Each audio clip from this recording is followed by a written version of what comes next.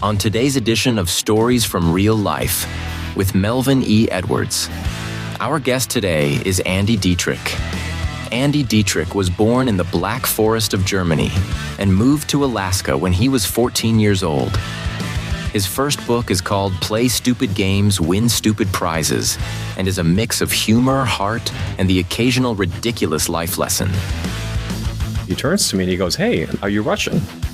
And I thought the question was a little odd. First of all, he didn't know I was German. Why would he ask me of my heritage? And I said, "No, actually, I'm German."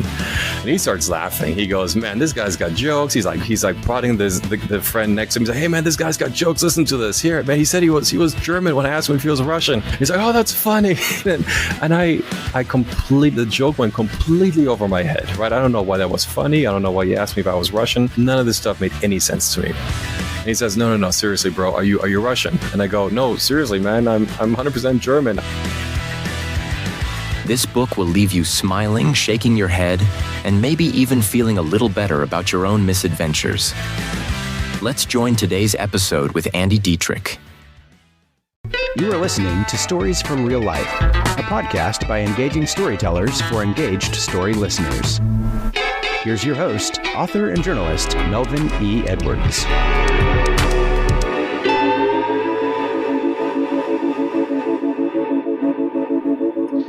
Hello again, and welcome to another episode of Stories from Real Life. I'm your host, Melvin E. Edwards. Thanks for joining me for the podcast where personal stories can have a global impact. This podcast has now reached 72 countries, and one of those countries is Germany, where our guest today, Andy Dietrich, was born. Andy, welcome to the show. Melvin, thanks for having me.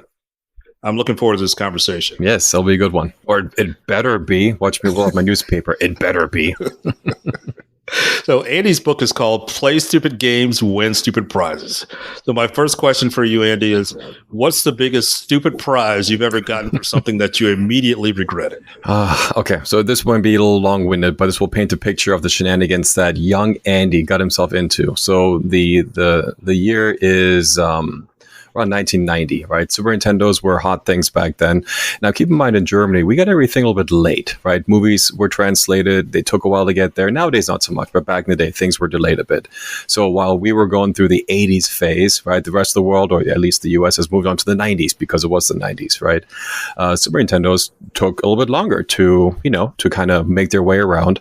But Super Nintendos were the hot thing, especially when you were a teenager, right? And during that time, during that age bracket. And so the story goes something like this. I decided to skip school, which was a common pastime of mine for, don't ask me why, just for reasons. I wasn't necessarily the worst kid back then, but it definitely wasn't the best either. I definitely caused my mom some heartache and headache. Innocent, right? Most innocent heartache and headache. Never got into like any kind of like major issues, but like dumb little things that teenagers would do. So while I was skipping school, I went to a department store. Just to browse around and waste time and just do what a teenager would be doing when they're skipping school. And they had the Super Nintendos out for display, and you can sit there and play the games if they had them turned on. If they didn't, then you kind of SOL. But I noticed that in one of the display cages, they had a packaging for a Super Nintendo game that was kind of opened up in the back. And if you looked at it through the right angle, through the right like the display cage angle, like I said, you could see the game hanging out almost like it's begging to fall out of its casing. So me, in my infinite wisdom, I don't know what drove me to do the next thing I did, but I didn't even have a Super Nintendo. But I decided, look, it's an easy grab. Yes, I would be shoplifting, but I decided there's no one around. I'm not hurting anyone. It's a big department store, and they're going to notice one game missing from their assortment of hundreds or thousands. So I reached in with my little, teenage arm and then grabbed the game out of its packaging, and I twisted it in just the right way. Think of like the Terminator 2 scene where I had to twist the gun to get the gun through the cage, right? Same kind of movement I had to do to get the game out of its display cage, and I put it into my jacket pocket, and I thought I got away with it. So I walked out slowly. If there's one thing that movies taught me is that when you commit a crime, you walk away slowly. You don't run. You don't want to draw attention to yourself. So I walk out, thinking I got away with it, and I did for the time being. And then as I kind of looked at the loot, the prize, right, that I've gotten, it was Mario Paint. Mario Paint was probably one of the oddest games that Super Nintendo had to offer. Now, the especially odd thing about this game is that you would have to have a mouse that only came with that game, that only worked with that game for it to work properly. Of course, I didn't know that, and I didn't take that with me, so that when I tried to sell this weird little Super Nintendo game to a friend of mine who did have a Super Nintendo, we exchanged money, right? He got the game cartridge, and the next day he says, "Hey, I need the mouse that comes with it." Now that put me in a really odd position because I couldn't just go back into the department store and ask for it nicely. I mean, I'm really stuck in between a rock and a hard place here, right? So as I tried to hold off the inevitable, finally said friend's dad decided to call my dad after I tried to give him some BS excuse about whatever. And after about a week or two, they finally had it. And so like I said, my friend's dad called my dad, spilled all the beans. And I remember being in the bathroom, being on the crapper, and all I heard were the keywords: Super Nintendo, mouse, the dollar amount, or sorry, the Deutschmark, the amount that was exchanged, right? And I knew I was cooked, right? And as I was sitting there on the crapper, there was this little tiny window that was just there for letting air out, right? It was just barely big enough for a cat to squeeze through. And I thought, well, maybe if I really sucked in my gut, I could probably escape through that tiny little window and maybe, draw this out for a bit longer. Anyway, so then my stepdad, he came to the door, he knocked on it, he goes, "I need to talk to you." Like, "Yep, you sure do." So I decided to, I sat there and I thought, well, I can sit here for another hour or two if I really wanted to and kind of delay the inevitable. But at the end of the day, there's nowhere for me to go, right? So I decided to take my beating, and that's the name of the chapter, right? Take your beating. When you did something, we've done something that deserves you getting punished for it, take the punishment, right? You apologize for the wrong thing you did, you take your beating, and you move on. So let's just say that I got my beating both psychologically and somewhat physically. We won't go into the details. If you want to know the details of what happened to me, you can read the chapter in the book. But definitely that was a direct consequence of one of my actions. That's a stupid prize right there. Yes, 100%, and I completely earned it. So what can others learn from your own mishaps? And what are, in addition to that one, was another one? Sure. So I think the general theme of the book is that you will do dumb stuff throughout life. And I think the value in experiencing life in the way that I think it should be experienced is that you go make mistakes. You do make some questionable decisions, but you also have to then pay the price and man up when you do something that didn't quite pan out in the way that you wanted to. For example, this is one of the more innocent ones. We went to a music festival many, many years ago. And while the group was hanging out by a grassy area to kind of catch our breath and to kind of relax for a bit, I decided to go get what I want to get, like a lemonade or something. So I got up, told the crew, "Hey, I'm going to be right back. No problem." I walk away. Got my lemonade. I'm walking back. As I'm walking back, there were these two rather heavy-set young women who were both sharing a box of fries. Now, me in my non-sober state, I thought it would be super funny and super appropriate to go up to them and go, "Nom, nom, nom, nom, nom, nom, nom, nom, nom." Which I then did, just like that, with gusto. So again, in my head, it was perfectly funny, perfectly appropriate. It would be, they would all get a good laugh out of it. And as they both turned to me in disgust and both had still fries in their hands, as they looked at me with a look of, "Why would you do that to us?" It kind of came just like, the realization of what I did came crashing into my psyche. And I realized, oh my God, I just did probably the worst thing anyone could possibly have done. And I stood there, froze, and I looked at them with that bewildered look. And I said, I'm so sorry. I don't know what I just did. I'm sorry. I got to go. And I excused myself. So I mean, hopefully nothing bad came from it. But then again, this is one of those situations where, look, you think it's appropriate, you think it's funny. But if you mess it up, if it's not as funny as you thought it was, you freaking apologize. That's on you. So do you remember what your mom said when she told you the family was moving from Germany to Alaska?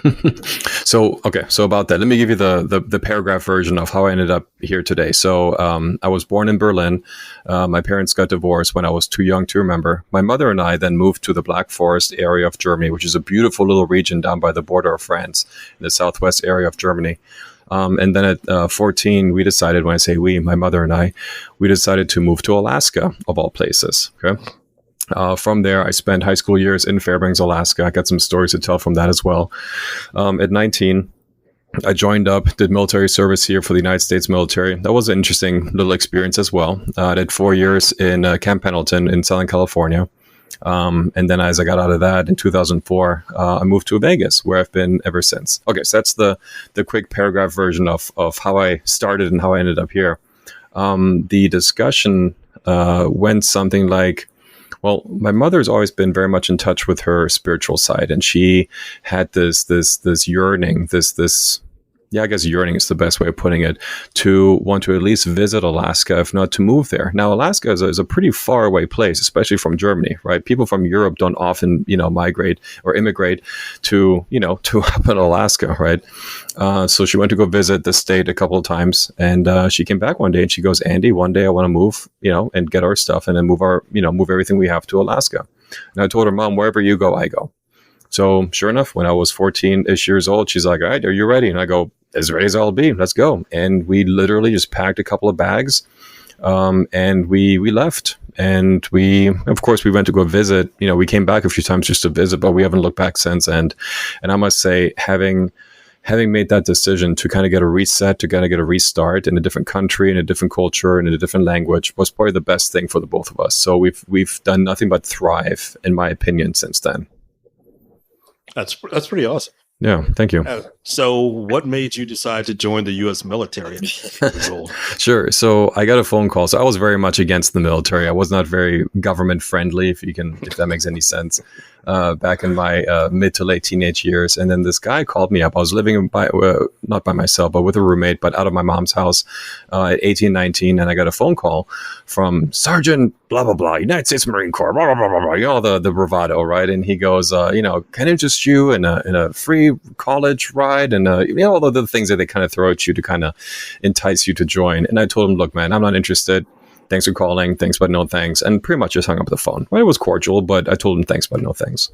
So then fast forward about, 4 or 5 months, calls me up again, same number, same guy, same script. He's gotten promoted since then, though. So now he was staff sergeant so-and-so, right? But still the same, blah, blah, blah, blah, blah, the whole bravado.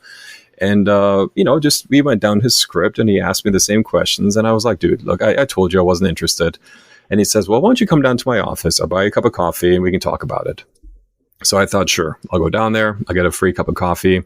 I tell him no to his face. He'll take me off of whatever calling list he has. And it's going to be a win-win.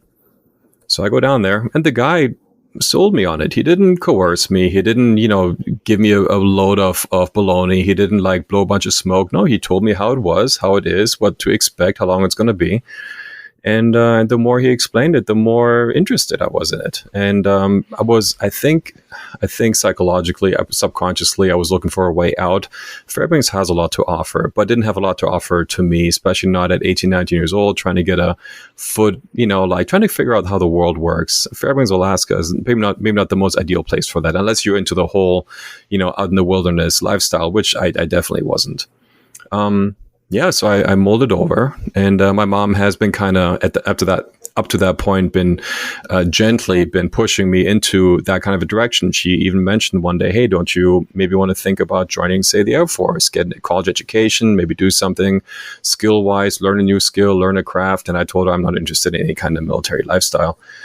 So when I told her, hey, I might be considering joining the Marines, she goes, oh, okay. So I think she was just as surprised as I was. And it took me about a month, and then I was shipped off to boot camp. So it happened pretty quickly. Everything kind of came to a close. The lease on my apartment was about to expire. My job was about to lay me off for the summer months. All kind of just came to a nice little head where it made sense. And to answer your question directly, the only reason why I joined the Marines instead of the other ones is because, well, he was the only guy who called me. Had it been, maybe a sergeant from the Army or an airman from the Air Force, maybe I would have gone, in that direction. But he was the only guy who called me. So here I am. Wow. It's funny how life works out like that. Yeah, 100%. I almost joined the military same kind of way you did. I was a senior in high school. One of the recruiters called me and said, what are your plans after high school? And I said, I'm planning to go to college. He said, what are you majoring in? I'm going to major in communications. So he said, well, we have the most high-tech communications equipment in the military. If you join the Army, you could learn all this equipment, and then you can get a free college education. And he wasn't wrong. He wasn't lying to you. And I said, okay, that sounded interesting to me, even though, like you, I wasn't interested in the military per se. But he said, okay, I'll pick you up Friday after school. I'll bring you down here to the office. I'll show you around and we can talk. I said, okay. Mm-hmm. So Friday after school came and he didn't show up. He didn't show up and he didn't call. That's this surprising. is pre-cell phone. So this was a long time ago. Didn't call. So I had the weekend to think about it. And over that weekend, I thought, I'm not interested. Okay. I don't want to do it. If he had come by Friday, I might have done it. Mm-hmm. But then he called back on Monday and said something happened, and I couldn't reach out to you or whatever it was. Can we reschedule? And I said, no. I had the weekend to think about it. I changed my mind. That's fair. That's totally fair. He gave you the out, and you took it, right? Yep. So that was it. Okay, fair. If you had showed up, I might have had your story. So what a couple of memorable experiences you had in the military as an immigrant. Yeah. So this may be... Okay, I'll just tell the story, and you can kind of, you can unpack it in your head any way you want to. So, I flew under the radar for quite a bit in boot camp, which is what you're supposed to do. You don't want to draw unwanted attention to yourself, right? You don't want to be known by name by the drill instructors, right? So just kind of fly under the radar is probably the best course that you could do. So about halfway through the 3-month basic training cycle, the drill instructors found out that I was from Germany, because of reasons. So since then, my nickname was Germany. So instead of, recruit Dietrich, I was Germany. Okay. So it's the last month of Marine Corps boot camp is field training. You go out in the field, you learn how to shoot, you do, like I said, field training. One of those exercises is the gas chamber. So we get all lined up, we get the training, how to use the gas mask and everything, right? And then it was our turn to go into the actual gas chamber and do the exercises, right? You take your mask off, you break the seal, the whole shebang that you're supposed to understand how that process works. Now how you should react in case there's a situation. So we're all lined up in formation, all rows and columns, neatly organized, and we all look the same. We have gas masks on. You couldn't tell one from the other, right? Because you couldn't see each other's faces. So then the drill instructor comes running over and he goes, Germany, where are you? Raise your damn hand, Germany, where are you? So I'm like, oh my God, I can already tell where this is going to go, right? So he comes, I raise my hand, I'm like, here, sir. And he comes running over and he comes over. So drill instructors wear these hats, right? They're called campaign covers. They look like Smokey the Bear hats, right? So they come out a good 3 inches, right, all around their head. So he comes over to me and he pushes the brim of the hat, right? He pushes into my temple, pushes me to the side by a couple of degrees, and he starts whispering. I say whispering. He wasn't whispering. He whispered in my ear. He goes, all right, Germany, we're about to enter the gas chamber. Now you'll know what it feels like. And he said it just loud enough for everyone around me to hear it. Of course, they all start chuckling, and I couldn't say anything. What am I supposed to do? Nothing. I just sat there and said, good to go, sir. Wow. There is no way you respond to that. There's nothing you can't say. Nothing you can't say, right? The other story I'll tell along the same lines. I don't mean to offend your Jewish audience. There's nothing malicious about my storytelling. I hope that comes through in what, how I explain it. But the other story I do want to share along the same lines. So I was stationed in Pendleton about 2 or 3 years in, and one of our company commanders, he was a captain, Captain Morrison, Abe Morrison, right? Good old, wholesome Jewish boy from, I don't even know where he's from, but good wholesome Jewish man, right? And he found out pretty early on that I was from Germany. So he would every so often use that as an excuse to strike up conversation and to remind us of our mutual heritages, right? And he's an officer. I'm enlisted. There's this gap, this divide, this respectful distance that you're supposed to have, right? You salute all officers, you call them sir, all that good stuff. So when he talks to you, you better listen, you better pay attention. So one time he comes over to my desk and he goes, Dietrich, I'm like, good afternoon, sir. What can I do for you? And he goes, you probably killed my ancestors, didn't you? And so, okay, so I'm sitting there, right, a young Lance Corporal, a young E3 talking to an O3, right, an officer captain, right? So again, I gotta On my right hand side was my shoulder angel saying, "You tread with caution. He's an officer. You want to piss him off too much because bad things can happen to you." Right. That was my shoulder angel on the right. And the little devil on the left said, "Yo, he opened the door, you stepped through it, YOLO," right? YOLO. This is before YOLO was a thing, right? But I'm pretty sure my shoulder devil said, "You play stupid games, you win stupid prizes," okay? So I stand up to the position of attention, which is the way you're supposed to address an officer, right? And I said, "Well, sir, apparently not the right ones because you're still here, sir." Wow. Hey man, when you play stupid games. I'm scared to ask what he said in response. No, he knew that it was just poking fun at me. We had a good little rapport. We had a good professional friendship, and he definitely knew that I, on occasion, would fire back at him. And I think he enjoyed the kind of back and forth. But again, it was respectful as a comeback like that could be. But it was never unwarranted. So in my defense, he opened the door. I walked through it. Or as I like to say when somebody does something, you throw it across the plate, I'm swinging at it. Well, you know what? Baseball reference. Totally fair. Totally fair. So is that what you mean when you talk about life being similar to Blackjack? Okay, so that's a different story. Thanks for giving me the layup on that one. Okay, so this one is a little more introspective. So let me back up a little bit. When if you get a chance to read the book, you'll see that's sectioned off into two parts. The first is my silly stories. It literally is called Part the First, Silly Stories. And the second half is a little more introspective. I go off on some rants. I have some opinions, some unpopular opinions. We can talk about that in a second too if you want. A little bit more serious topics that don't fit under the silly topics, the silly stories topics. And one of them is the Life is Like Blackjack. If you've ever played Blackjack, it'd be pretty simple rules, right? You get a couple cards dealt to you, and then you make a choice. Do you hit? Do you stand? Or even if you want to, you can surrender, right? Some hands in Blackjack you cannot win. They're already lost before you do anything. Whether you hit, whether you stand, some hands cannot be won. And I think that has an interesting parallel to real world. There are certain situations in life that are just not. You will not come out on top. You just won't, right? The situation's already unfolded itself in a way that will not allow you to be victorious, if you want to use that term. And I think the best thing you can do is take the hit, take a knee, and try again. So that's how life can be like Blackjack. Some things you cannot win, you just got to try again. Okay, that makes perfect sense. So I'm wondering something because I've never attempted to crash a wedding. Okay.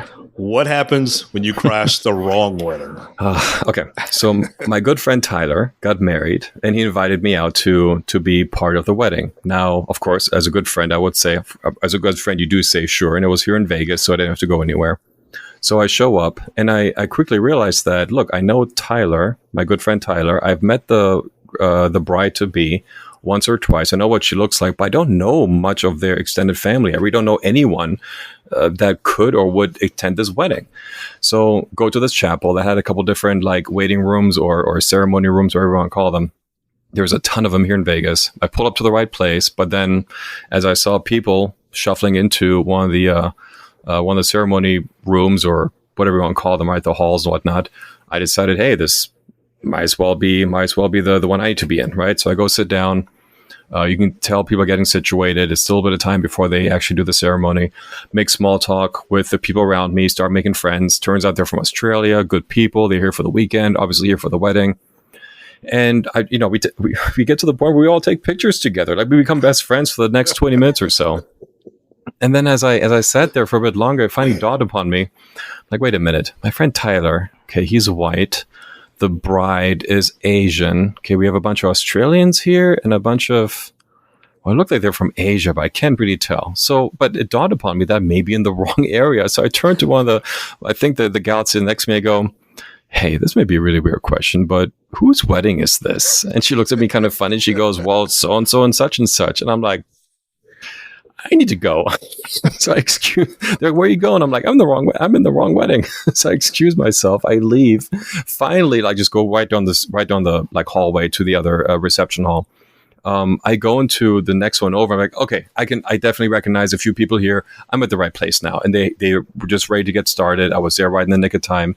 So then after the ceremony ended, We all walk outside, we all shake hands and take pictures and everything. As we're doing that, I see the other group coming out of their ceremony, right? So I go walk over there, and then the friends I made friends with, they're like, "Oh, where'd you go?" I'm like, "Well, I was in the wrong place." And I said, "Hey, thanks for being awesome with me. Thanks for being cool with me.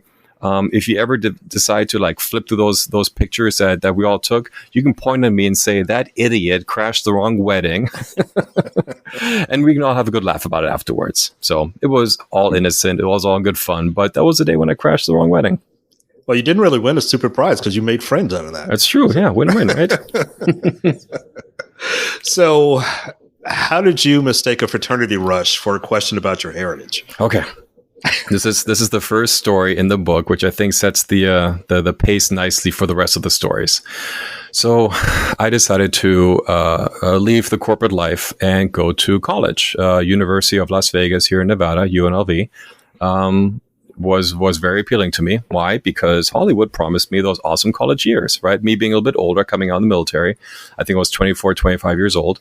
I was promised by Hollywood these great, fun, college days with parties and good experiences and good memories, right? So I think it was my second semester in, I decided to join a fraternity because, as one does, you want to have a good time. You're told, hey, Greek life is the way to go. So I show up to this event where there's a bunch of brothers of the fraternity and a bunch of potential future brothers, right? The pledges, the future pledges of the fraternity. So I sit down at this round table. Shirt and tie, right, as a semi-formal event. And the guy next to me, he must have been a brother of the fraternity. He turns to me and he goes, "Hey, are you Russian?" And I thought the question was a little odd. First of all, he didn't know I was German. Why would he ask me of my heritage? And I said, "No, actually, I'm German." And he starts laughing. He goes, "Man, this guy's got jokes." He's like prodding the friend next to him. He's like, "Hey, man, this guy's got jokes. Listen to this. Here, man, he said he was German when I asked him if he was Russian." He's like, "Oh, that's funny." And I completely, the joke went completely over my head, right? I don't know why that was funny. I don't know why you asked me if I was Russian. None of this stuff made any sense to me. And he says, no, seriously, bro, are you Russian? And I go, "No, seriously, man, I'm 100% German. I don't know why you keep asking me that." And he says, "Oh, you're funny, dude. You're funny." And I go, "I don't." And I think he saw the despair in my eyes, and he finally realized this guy clearly has no idea why this is funny. He goes, "Oh no, dude, are you rushing?" And I go, "I don't know what that means." He goes, "Are you rushing?" Okay, the term is when you want to try out for a fraternity, you're rushing. You're rushing the fraternity, right? Like the verb rush. And I was like, "Oh, okay, well, that makes a lot more sense now. Yes, I am rushing the fraternity. Yes, I am." And then after we got a good laugh, he goes, Why did you think I asked you if you're Russian?" I go, "I don't know." I was just as bewildered as you were by that question. It made no sense. Yeah, one accent sounds the same as another one. Russian, right? When you say, "Are you Russian?" Yeah. Well, I'm German. Accent could be German. Right? It's on the other side of the world. That's right. The United over States. there. Americans it's not the don't U.S. tend to be- It's outside the U.S. Yes, right? Exactly. People in the United States don't tend to be that great at geography unless it involves a war. Yeah, or oil, or TikTok trends or whatever. Yes. Don't get me started. So your book tackles everything from awkward cultural misunderstandings, like the one you just explained, to the wild adventures of military life. So what inspired you to write your book? Yeah. So I think, so it's always been a bit of a passion project, like a labor of love. I realized that I was telling the same 20 stories over and over and over, right? And just like a comedian doing a bit, once you tell the same story over and over and over, just like in your personal life, you get the timing down, you get the punchline right, you get all the things that make a good story, you get all those things kind of dialed in. And I realized that, hey, these stories, for the most part, are always fairly entertaining. There is almost always some sort of, like a aha moment where someone can say, I can take something away from that, right? There's some sort of introspective realization after that, hopefully, right? And as I kind of unpacked the stories I was telling and some of the opinions I had, and I do have an opinion on a lot of things if you couldn't tell by now. But there are some more serious chapters in the book, right, where I talk about some self-realizations and some self-improvement that I had to undergo to become the person I am today. And there are some times when I'm quite vulnerable in the stories that I tell, right? So it's not just all fun and games. It's Andy being Andy, right? And I'm pretty open in certain parts of it where it's like, that took a little bit of courage too to write about some things that are not easy to talk about. And as I kind of noodled on the stories, kind of molded over, I thought, hey, maybe there's enough here to actually write a book. And I started writing down as the topics came to me, as I would share these stories, I would make a note, oh, talk about this topic. Oh, talk about that short story. Because you can't just bring them out in one setting. Like it takes time for you to remember them, right? And as I start putting them together, as I start forming the words and the stories and the paragraphs, I came to, I think it was at the 100-page threshold, I thought to myself, I have something here. My worst fear, not the worst fear, I have other fears, but one of the frustrations I would have had was, hey, you put all your effort into this book and it's 60 pages. That's not a book, that's a pamphlet, so I wanted to have something a little bit more meat to it. And like I said, once I crossed the 100-page threshold, ended up becoming like 160 pages. And I thought to myself, I got something here. And I'm really happy with the result. I'm proud of what I've done. And it took about 2.5 years from start to finish. Now that's also with 3 months off here, 4 months off there. Like it came in bursts, right? It came in waves. But then the last push to get it all done, like I was glued to it. I saw the finish line and saw the light at the end of the proverbial tunnel, and I just pushed through it. And I got it published, and I'm happy with the result. So here we are. Nice. All right, I've got a couple more questions about stories that are contained in the book. I want to hear more details. 100%. All right, so this one first. Chipotle. In line at Chipotle. How did you witness the beginnings of a divorce? Okay, so Chipotle still is one of my more favorite places to go to eat, right? And if you've ever been to Chipotle, there's almost always a line, right? And you kind of get to do some people watching of the people in front of you, sometimes even people behind you. So as I was standing in line waiting for my turn to tell the person what I wanted, I saw this middle-aged woman with her two daughters, right?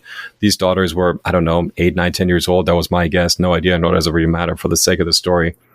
And one of the girls was playing with a hair tie. She was kind of pulling it and playing with it and twisting it and bending it.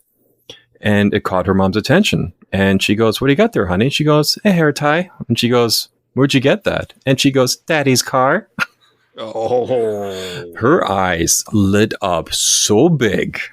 So I don't know what the context is or was. I don't know what happened after the fact, but I think I may have witnessed the beginnings of a divorce. Wow. Well, at least you weren't the cause. Not that time, no. It's like I jokingly tell people when we pass like a pregnant lady, I always point and say, "Nope, that's not me. Not my fault. Nope, that wasn't me." All right, I got to hear about one more story before we go. Sure. I know they say you're not supposed to talk about what happens in Vegas. It's supposed to stay there. Okay. But we're going to talk about something that happened in Vegas because I think I know where we're going with this. Okay, go ahead. How one man's behavior messed things up for everybody else. Okay. So, background. I was dating a girl who wasn't old enough to drink yet. She was old enough to be an adult, but she wasn't old enough to drink yet. Okay. That in itself, not that big of a deal, right? But the issue that we had was that me and my friends would like to go to the clubs, the nightlife that Vegas has to offer is second to none. And the problem is that even with a fake ID, these the security at these clubs, they're really, really good at what they do. They have to touch, I think, at least 1,000 IDs before they can even work on these certain jobs, right? And they should be able to spot a fake from a mile away. And my girlfriend at the time, she had a fake, a really good fake, but it was still a fake. So we tried one day to bring her into the club with a fake ID. Security looked at it for literally 2 seconds, like, "Nope, like you can step out of line or we can make this into a bigger deal." We're like, "All right, let's just step out of line and go from there," right? That's probably the lowest. How should I put it? That's probably the easiest getaway you can get if they spot a fake ID. They can be difficult, and they can say, "Cool, I'm going to hold on to it until until the police gets here," and you can plead with them to get it back. Now it's technically still your property. They still technically can't hold on to it. You can still say, "Look, it's my property, whether it's fake or not. It's mine," and take it and walk away. But again, depends on the security person, depends on the day, depends on their mood, right? So just as a FYI, if you want to try to get away with that, it's still yours, whether it's fake or not. It's still your property. Okay. Anyway, so. Try getting her in, didn't work that night. Well, this is awkward, right? I mean, me and my friends would go in and have a good time, and she would just be waiting outside or go home or "I'll see you tomorrow," right? It made for an awkward situation, right? So then I thought, okay, what can I do to get her and her friend into these clubs, right? So rubbed my two remaining brain cells together, and I realized that the return stamp. So when you walk into a club or like most like adult establishments, they give you a stamp on your wrist. And that means that you can come in and out of the venue all night. You show them the stamp. If you've been in before, they see the stamp. They say good to go, and you walk right in. So I thought, well, how difficult would it be to make the stamp like outside the club and then just stamp, my girlfriend and her friend, and then just walk in with the stamp of the night. I mean, in my head, it was brilliant, right? So one night, we're going to try this out. So we went to the room at the Cosmopolitan because the club we wanted to go to, Marquee, was right there down on the second floor. And I remember getting like this rubber block used for like arts and crafts. I got a bunch of X-Acto knives with like carving, chisel heads or whatever you want to call them, right? And I figured, look, I can make almost anything. I'm pretty handy with a hammer. I can do things with a screwdriver. Using an X-Acto knife on a block of rubber shouldn't be that more difficult, right? So we sent one guy in, told him, hey, get the stamp. And then once you're done, just literally turn right back around and come back upstairs or come back up to the room. So he did. And I looked at the stamp. I remember in my head, it was like one of the most complicated, like intricate designs. It was like this weird sunburst shaped design with like these little intricate areas in between. I'm like, why did they have to pick the most complicated, the most difficult stamp for this particular night, right? So I sat there. I took a picture with it on my phone, and I sat there just sitting there carving this block of rubber, right? I had to guesstimate the size, had to guesstimate a lot of things, right? In the meantime, we had like 8, 9, 10 people in the room drinking, partying, pre-gaming and all that. And I'm like, hey, Andy, how we doing? I'm like, I don't remember we're doing. I'm not quite sure how it's going to work, but A for effort, right? So I finally got done about, I don't know, it must have taken maybe only 20 minutes. In my head, I'm sure it was like an hour. But anyway, we get done with it.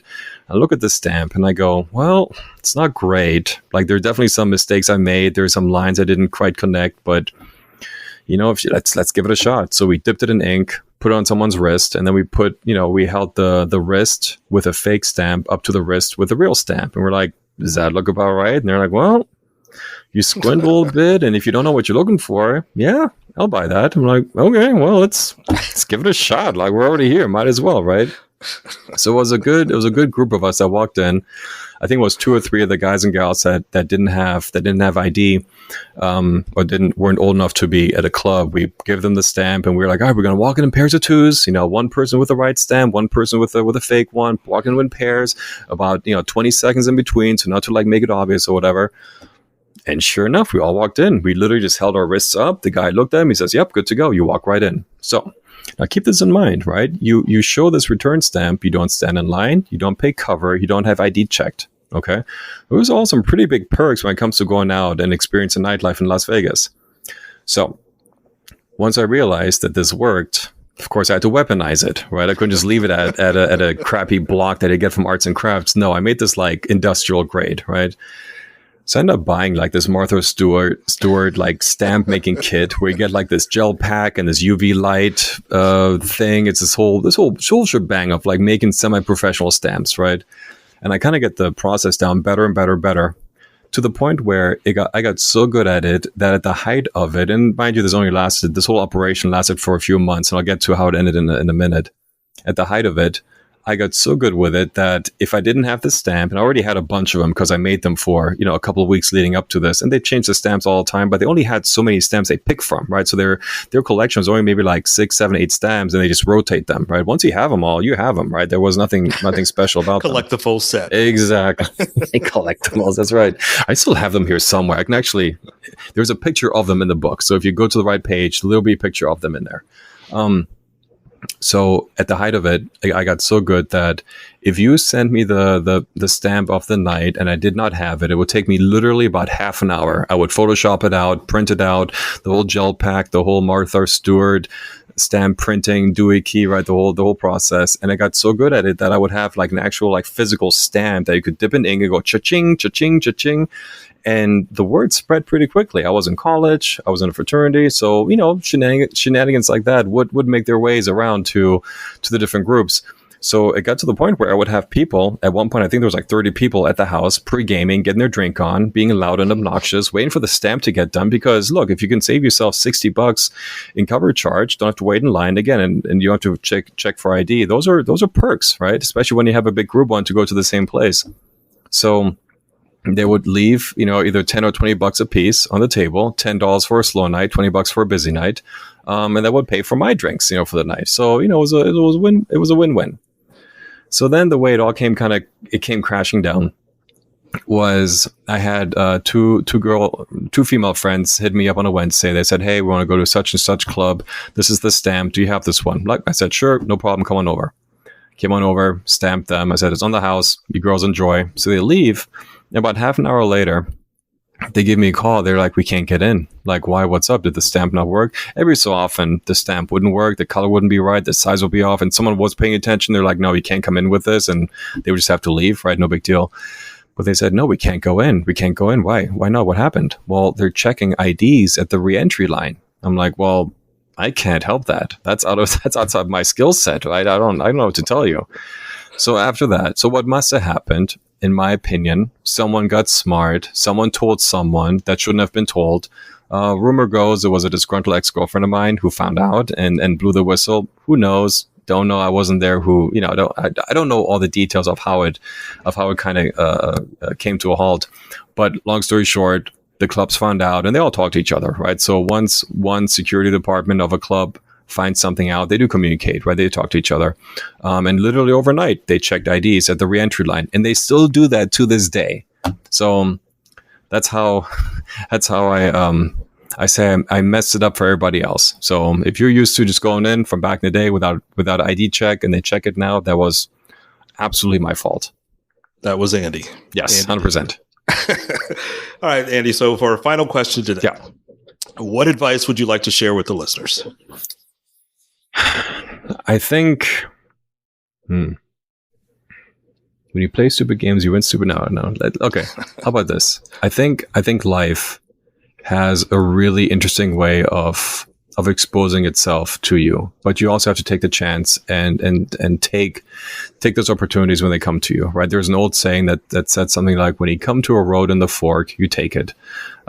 Case in point, I was traveling in Europe several years ago, and one night I was ready to call it quits, go to the Airbnb that I had, and turn in for the night. And then something told me, "Hey, there's a wine bar right here. Why don't you just stop in and have a drink, and then you can go to the Airbnb from there." Sure. So I go inside, have a drink, start conversing and socializing with the people already inside. There was 2 couples from the U.S. And that night, and I'll spare you the details. There are more details in the book if you want to read that story. But that night turned into probably one of the most entertaining, fun nights I've had on a Europe trip. So again, I think the message, if you condense it all into one short little snippet, is life has a lot to offer, but you have to take the chance. Nothing will happen to you when you sit at home and watch YouTube and do the doom scrolling, right? Life beckons, but you have to answer the call. That's a good piece of advice to end this conversation. Our guest is author of Play Stupid Games, Win Stupid Prizes. His name is Andy Dietrich. Andy, thank you so much for being here today. I've really enjoyed this conversation. Melvin, thank you for having me. If I can do the quick plug for the last bit that we have here. If you go to either you can punch in the name, either my name or the name of the book into Amazon, or if it's just too much to remember, if you go to andysbook.com, one word, andysbook.com, there's a picture of me holding it up. There's a link to Amazon, and I would totally appreciate your patronage. So if you liked some or any of the stories that I shared with you, I think you'll enjoy the rest of them. Well, I can do you one better. I can make it easier for them. I'm going to put the links on my website.